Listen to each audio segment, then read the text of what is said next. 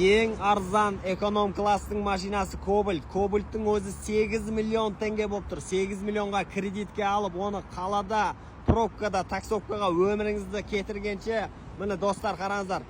Керемет погрузчиктердің бағасы небәрі 4 миллион 150 мың ақ теңгеден басталып тұр. Осындай погрузчиктерді алып, әрі бұның жұмысы любой жерден таба аласыздар.